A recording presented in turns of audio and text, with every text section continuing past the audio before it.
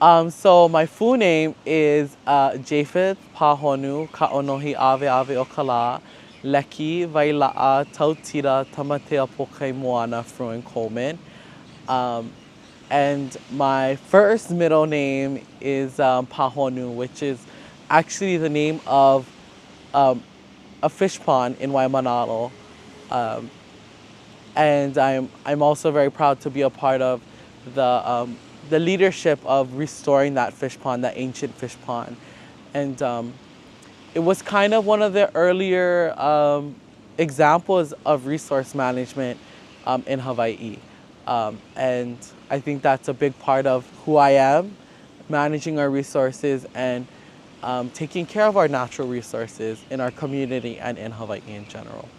Hawaiian is it's a very poetic language, and it's not a literal language. So the way we may say like, we love you, it's not like, the literal translation isn't like, we love you, but it would be like, I don't know, like how a certain fish surrounds the coral, or, you know, it's kind of like showing connectedness, and more imagery than actual literalness, yeah.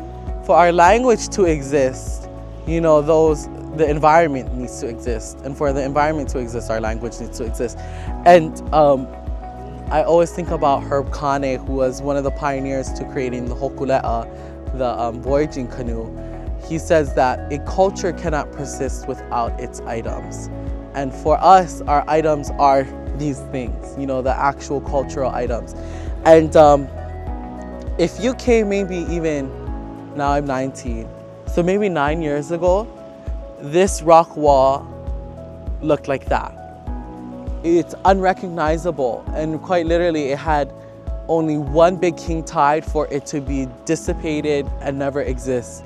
And the story of it would just be a story. And we couldn't actually physically come here and grow a passion for those stories. It's one thing to hear stories, but when you visit those places, you grow a sense of passion and responsibility to that place. And that's why it's important for us for this restoration project.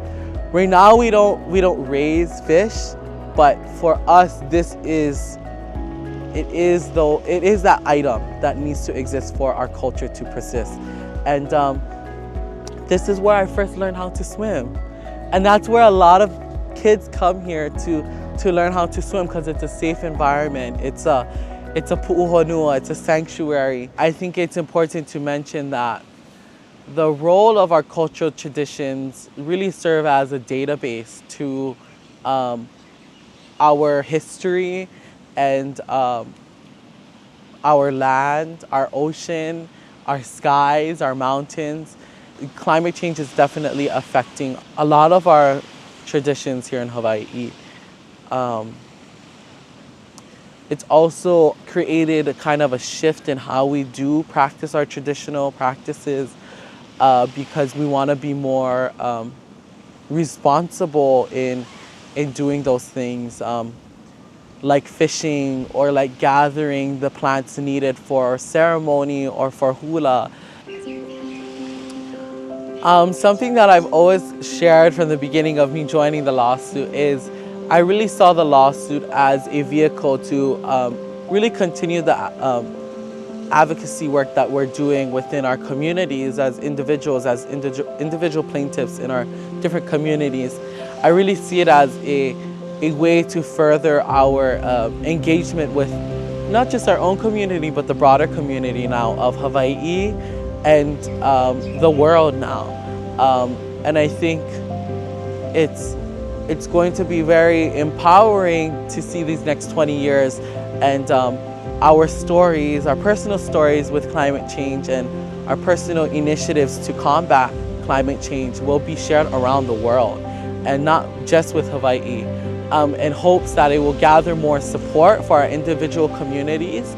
And for me personally, it's also to kind of shift the mindset of Hawaii as this paradise and really Hawaii as a leader in climate justice and in really showing that, yes, the beauty is so captivating when you visit here, but behind all of that, there are community initiatives that me and my fellow plaintiffs are a part of, to maintain that beauty for, not for just tourists and visitors, but really for our home and for our families and for future generations.